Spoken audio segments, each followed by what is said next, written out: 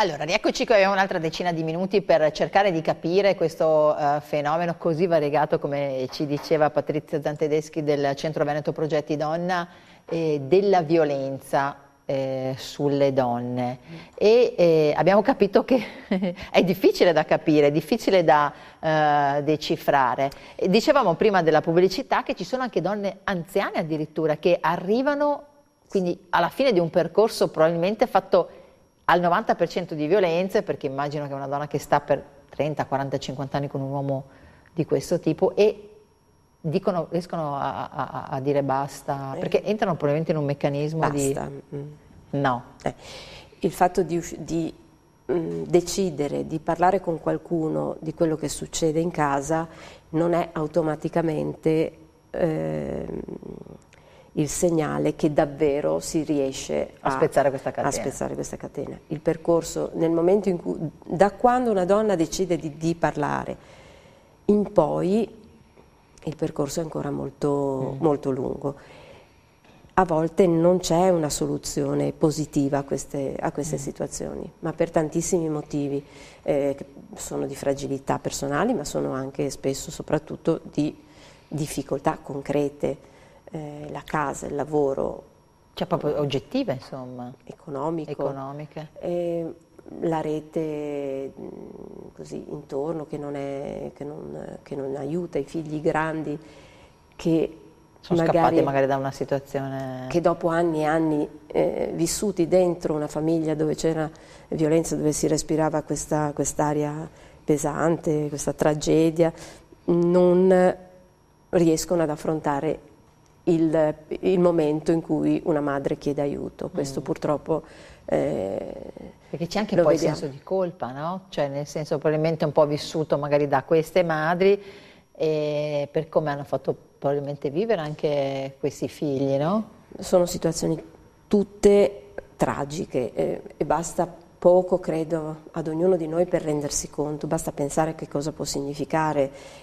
Queste sono le violenze di cui ci occupiamo noi, sono situazioni che avvengono dentro le mura domestiche. Questa è la prima cosa che abbiamo imparato entrando a lavorare in un centro antiviolenza. Noi, le donne hanno paura dei luoghi della città che sono così, che a pelle sentiamo pericolosi. Sì, magari la sera piuttosto che insomma, il parco vuoto, piuttosto che... In realtà è la casa il luogo più pericoloso, il luogo della relazione diventa il luogo più pericoloso. Questo è una doppia tragedia perché significa che quel matrimonio, quell'unione, quella relazione su cui una donna ha veramente costruito tutto è la fonte di... E ammettere che quella costruzione insomma non vale... Esatto, una donna si sente, come ha detto lei, persa e spesso in colpa. Ma le donne che arrivano da voi, quelle che veramente sono decise a uscire da questa situazione, che tipo di percorso fanno? Perché poi voi come siete strutturati come Centro Veneto? Noi forniamo intanto un'accoglienza, una prima accoglienza che è un'accoglienza, noi diciamo, da donna a donna.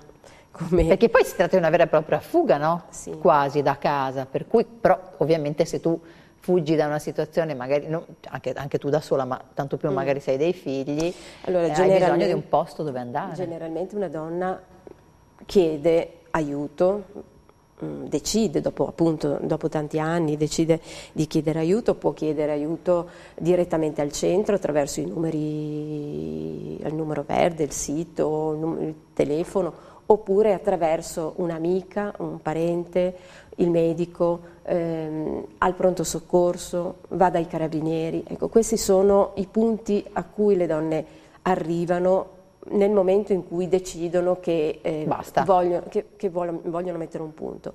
Quello è un punto di partenza. Noi forniamo appunto un'accoglienza umana che è la prima cosa, ma un sostegno legale e un sostegno psicologico e un accompagnamento che può durare anche anni per tutto il difficile percorso che comincia nel momento in cui una donna decide di chiudere una relazione, soprattutto se ci sono dei figli. Certo. Ma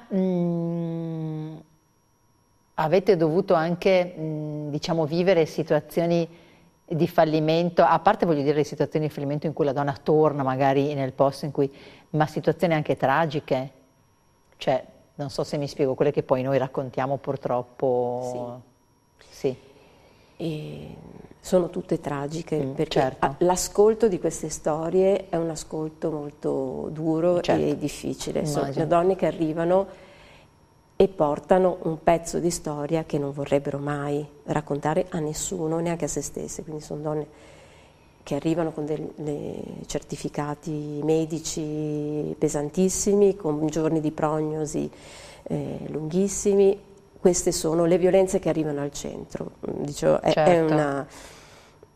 ci sono donne che molte donne hanno rischiato la vita, molte donne, e sempre di più, perché sono donne giovani che dicono: ho avuto la sensazione di morire, mi ha minacciato di morte, mi ha preso per il collo. Queste sono cose a cui purtroppo poi le donne si abituano, è una cosa incredibile, ma la sensazione che la tua vita sia in reale pericolo è una sensazione che queste donne hanno da molti anni. E purtroppo i loro figli vivono con loro questa e respirano questa paura. Che adulti diventano dei bambini che vivono questo? Sono adulti che sono bambini che sono traumatizzati, vivono esperienze traumatiche che, se non vengono in qualche modo composte, se non vengono curate, accudite, e anche fatte uscire, no? Perché questi bisogni e coperte questi buchi riempiti,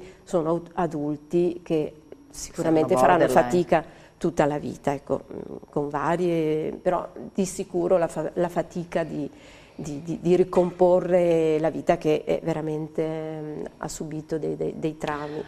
E così le donne, sono tutte donne traumatizzate, nel senso che non si passa in modo indenne da un'esperienza di questo tipo. No, certo, c'è bisogno di una ricostruzione. Punto e a capo, certo.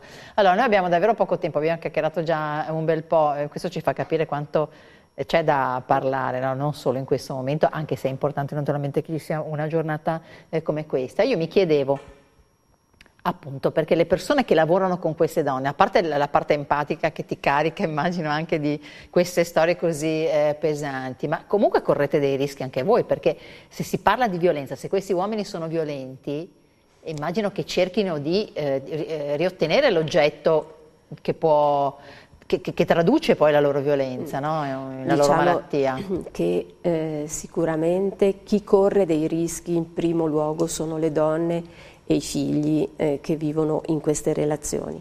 E noi abbiamo però una grande attenzione, ovviamente, come è giusto che sia, alla sicurezza di tutti, delle nostre donne, dei bambini che stanno con loro, avete anche delle strutture protette che entrano nelle nostre case, e anche ovviamente delle operatrici. Noi abbiamo un'attenzione particolare da parte delle forze dell'ordine, abbiamo un rapporto costante con loro, ma sicuramente abbiamo sempre un occhio di riguardo sulla protezione di chi lavora. Possiamo dire, perché abbiamo davvero 30 secondi, che comunque bisogna denunciare, perché spesso ci si ferma di fronte al fatto: ma poi cosa succede? C'è chi mi protegge?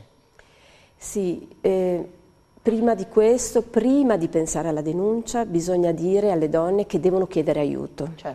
E poi insieme a qualcuno che le aiuta a capire come muoversi, verrà la denuncia, verrà l'uscita di casa, verranno tante cose che la donna deve poter decidere di fare. Questa è la nostra attenzione, la sicurezza e l'autodeterminazione. Bene, grazie a Patrizia Zantedeschi. Vi ricordo il Centro Veneto Progetti Donna, c'è anche un sito, centrodonnapadova.it, giusto? E il numero verde 800 81 46 81, noi l'abbiamo anche mandato in sovraimpressione, quindi insomma mi raccomando, chi dovesse essere in questa situazione, rivolgetevi a queste persone che sono lì apposta per questo. Io vi lascio a uno speciale dedicato a Galileo, un uomo invece importante che ha cambiato poi la storia del mondo, realizzato da Alessandra Mercanzin, quindi state lì, grazie per averci seguito.